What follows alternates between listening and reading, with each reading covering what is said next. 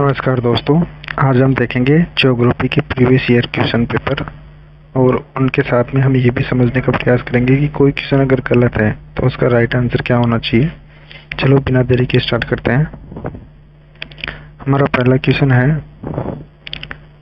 निम्नलिखित कथनों पर विचार कीजिए। पहला स्टेटमेंट है अपना, अनेक पर्वतीय नदियों की वी आकार घाटियों के विपरीत हिमनदीय घाटी सतहें चपटी और उनकी भित्तियां अति प्रवण होती हैं। दूसरा स्टेटमेंट है, नदियों के विपरीत तट रेखाओं के घाटी हिमनद अपने घाटी सतहों का समुद्र तल से कई अधिक गहरे क्षरण करते हैं। तो इसमें से कौन सा आंसर राइट होगा? केवल एक, केवल दो, एक और दो दोनों सही, और डी मतलब न एक न दो सही। तो इसका राइट आंसर सी है, मसीक मतलब एक और दो दोनों कथन सही है। दोनों कथन हमारे सही हैं। तो अब हम इसमें इसकी डिटेल से व्याख्या देखते हैं।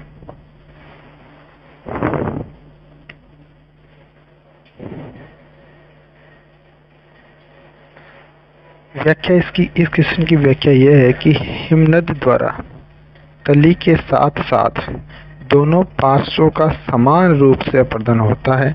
जो हमारा हिमनद होता है, हिमनद मतलब हिमालय, मान लो हिमालय से अगर कोई बर्फ की शिला अगर फिसल रही है तो वो अपनी तली के साथ साथ जो दोनों साइड के पार्श्व है, भाग है, उनका भी अपर्दन करेगी। अतः इनके द्वारा चपटी सतह एवं खड़ी ढाल वाली घाटियों मतलब यू आकार की घाटी, मुख्य तौर पर क्वेश्चन ये बन गया कि यू आकार की घाटी का निर्माण कौन से अपर्दन द्वारा होता है? तो हिमनद द्वारा यू आकार की घाटी का निर्माण होता है। ठीक है। दूसरा है हमारा, घाटी हिमनद तटीय क्षेत्र में समुद्री तल से भी अधिक गहरी घाटी का निर्माण कर सकती है। जो घाटी हिमनद है अगर वो तटीय क्षेत्र में है, समुद्र के पास में, तो वो समुद्र की जो तली है, समुद्र का जो तली वाला भाग है, उससे भी गहरी घाटी का निर्माण कर सकती है। इतना खतरनाक अपर्दन ये करती है। नेक्स्ट क्वेश्चन हम देखने का प्रयास करते हैं। नेक्स्ट क्वेश्चन है हमारा,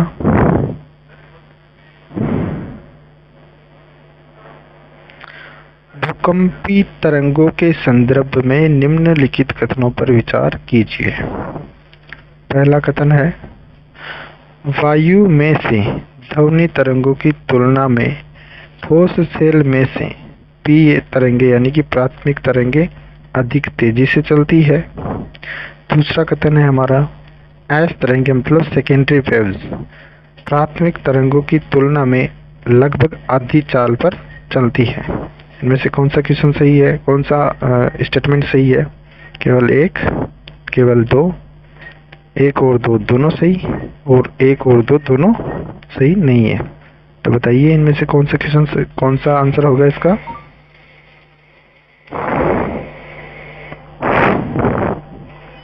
इनमें से कौन सा होगा? तो फिर से देख लेते हैं। वायु में से ध्वनि तरंगों की तुलना में ठोस सेल में प्राथमिक तरंगों की अधिक तेजी से चलती है, तो ये हमारा कथन सही है। दूसरा है, एस तरंगे पी तरंगों की तुलना में लगभग आधी चाल पर चलती है, तो ये हमारा कथन क्या हो गया? गलत हो गया। इसका आंसर क्या हो गया? केवल एक, मतलब ए इसका आंसर हो गया। चलो हम व्याख्या के बारे में देखते हैं इसकी।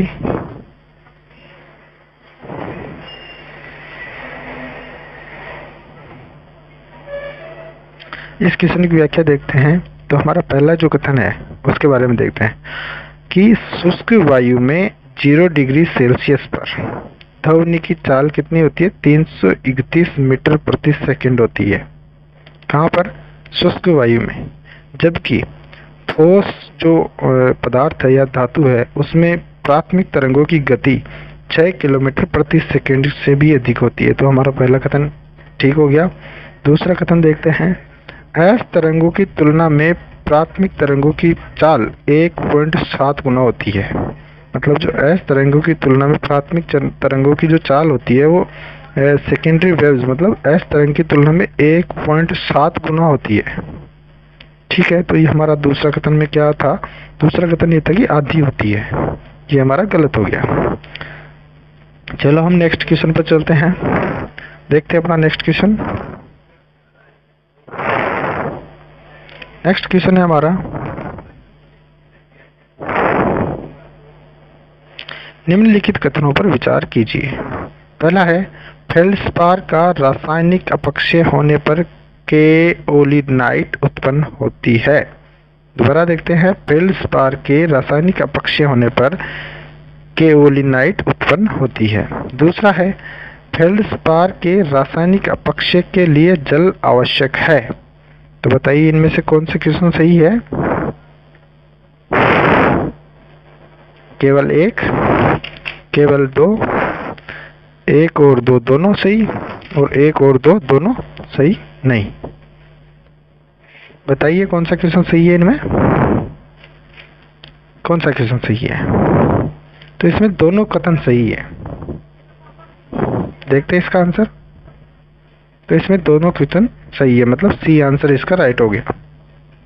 अब इसकी व्याख्या देखते हैं। इस क्वेश्चन की व्याख्या है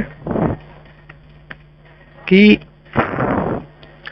जल योजन की क्रिया के द्वारा ग्रेनाइट चट्टानों में उपलब्ध जो फेल्ड्स्पार है, खनिज है, वो केओलिनाइट मिट्टी में परिवर्तित हो जाता है।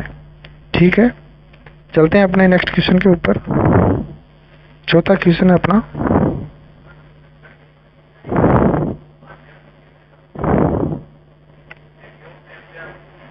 मिलान करने वाला कि कौन सा सही मिलान है और कौन सा गलत मिलान है। तो पहला है एमपी बोल, ये किसका संगठन है? तो कैल्शियम, मैग्नीशियम और लोह सिलिकेट। दूसरा है अब्रक, अब्रक है मैग्नीशियम, लोह और एल्यूमिनियम सिलिकेट। और तीसरा है स्फटिक, तो स्फटिक में क्या है? Silicon dioxide. तो ये जो संगठन है पदार्थ के, ये सही मेल खा रहे हैं या नहीं खा रहे, ये बताना है इस क्वेश्चन में। तो बताइए कौन कौन सा सही मेल हुआ है? पहला, दूसरा और तीसरा। तो इसका राइट आंसर है डी, मतलब तीनों कथन सही है। देखते हैं इस तीनों कथनों की व्याख्या, देखते हैं नीचे आगे। व्याख्या, एमपी बॉल का उदाहरण हॉर्न ब्लेड है। जो एमपी बॉल है वो हॉर्न ब्लेड का उदाहरण है। इसमें कैल्शियम, मैग्नीशियम तथा लोहा के सिलिकेट अनिवार्य रूप से मौजूद होते हैं। तो पहला कथन हमारा सही हो गया। दूसरा कथन ऑलरेडी सही है कि अब्रक है, जो अब्रक है हमारी, वो मैग्नीशियम, लोहा और एल्यूमिनियम का सिलिकेट है, ये हम सबको पता है। और तीसरा हमारा कथन आ गया कि स्फटिक सिलिकॉन डाइऑक्साइड का रवादार रूप है। सिलिकॉन डाइऑक्साइड का कौन सा रूप है? तो रवादार रूप है स्फटिक। स्फटिक सिलिकॉन डाइऑक्साइड का रवादार रूप है। चलो अपने नेक्स्ट क्वेश्चन पर चलते हैं।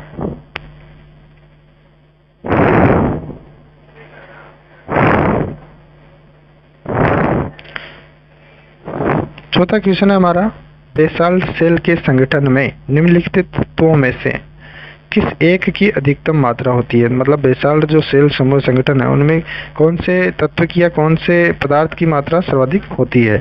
तो इसमें सिलिकॉन की मात्रा सर्वाधिक होती है, हम सभी को पता है।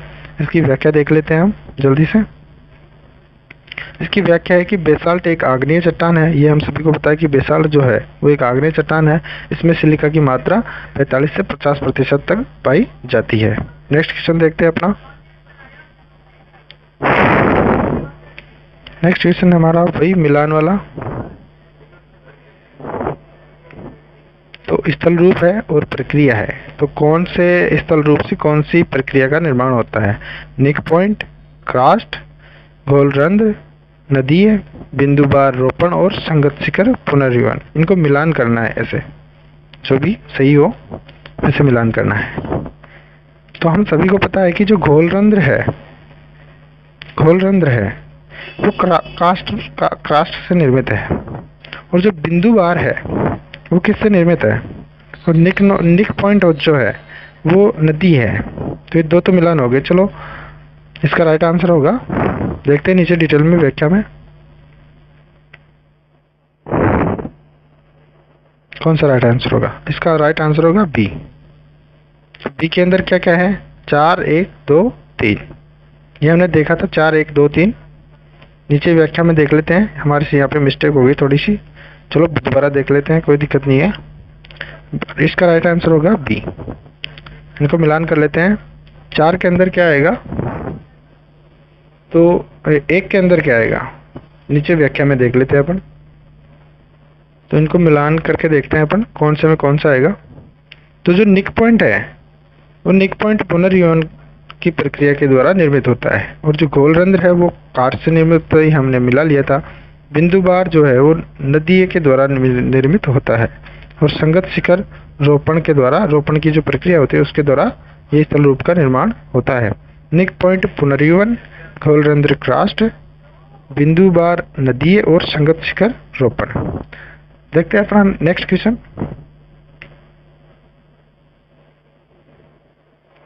सातवां क्वेश्चन है हमारा, जब संरचनात्मक नियंत्रणों के 2 समुच्चय समकोण पर विद्यमान हो तो बनने वाला ऋजु रेखीय अपवाह प्रतिरूप क्या कहलाता है? तो ये कहलाता है जालाइत, मतलब जाल के समरूप जो आकृति बनती है वो वाला, मतलब समकोण पर जो भी मिल रहा है वो समकोण पर मिल रहा है, कहीं पे भी मिलो उस प्रकार से। तो ये कौन सा बन जाएगा, जालायित प्रतिरूप बन जाएगा, यह जालायित प्रतिरूप कहलाता है। व्याख्या में देखते हैं हम नीचे।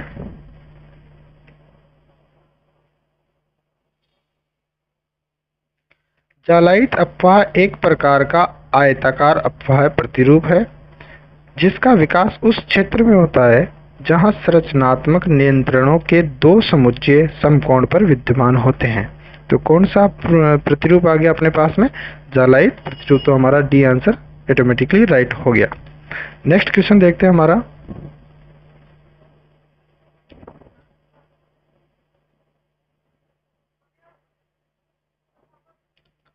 आठवां क्वेश्चन हमारा, सामान्य भ्रंश में क्षैतिज विस्थापन का मान क्या कहलाता है? सामान्य भ्रंश में क्षैतिज विस्थापन का मान क्या कहलाता है? तो ये कहलाता है सी, पार्श्व क्षेत्र या हीव, जिसको इंग्लिश में हीव भी बोलते हैं। तो ये सामान्य भ्रंश में क्षैतिज विस्थापन मतलब सामान्य भ्रंश है, और क्षैतिज मतलब हॉरिजेंटल साइड में, हॉरिजेंटल साइड में क्या हो रहा है, विस्थापन हो रहा है। तो उसको किस नाम से या किस मान से माना जाता है, या ये क्या कहलाता है? तो ये पार्श्व क्षेत्र या हीव कहलाता है। डिटेल की व्याख्या हम आगे देखते हैं।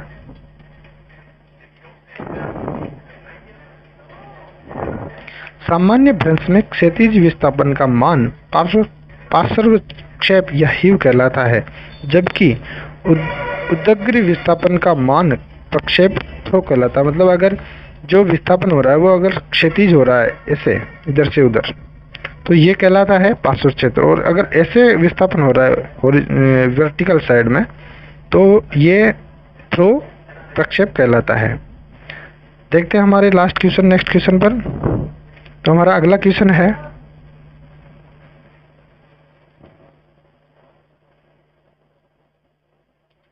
निम्नलिखित प्रक्षेपों यानी स्परों के प्रकारों में से कौन सा एक घाटी हिमनदी के प्रारूपीकृत संबंध है?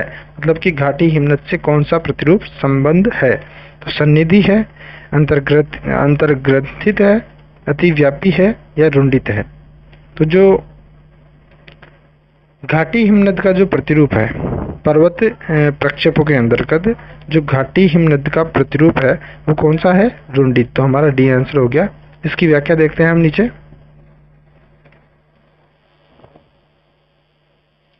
रुंडित पर्वत प्रक्षेप का निर्माण घाटी ग्लेशियर के द्वारा होता है।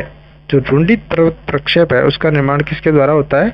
घाटी ग्लेशियर के द्वारा होता है। ये दिख रहा है क्वेश्चन में, सिर्फ थोड़ा सा समझने का, मतलब वर्डों को पकड़ने की जरूरत है और कुछ नहीं है, ऑटोमेटिकली आंसर हो जाता है। देखो, निम्नलिखित पर्वत प्रक्षेपों के प्रकारों में से कौन सा एक घाटी हिमनद से संबंधित है? घाटी हिमनद से कौन सा संबंधित है? रुंडित है। दिखा रहा है भाई, ये रुंडित पर्वत प्रक्षेप का निर्माण घाटी ग्लेशियर के द्वारा होता है। आज के लिए इतना ही काफी दोस्तों, फिर मिलते हैं हम छोटे छोटे वीडियो के द्वारा। मोस्ट इम्पोर्टेंट क्वेश्चन जो भी ज्योग्राफी के जो भी पिछले पेपरों में पूछे गए हैं उनके द्वारा हम और भी डिटेल से जानने का और समझने का प्रयास करेंगे। थैंक यू, धन्यवाद। अगर क्लास अच्छी लगी हो तो कमेंट बॉक्स में ज़रूर बताएं और लाइक और सब्सक्राइब जरूर करें। थैंक यू, धन्यवाद।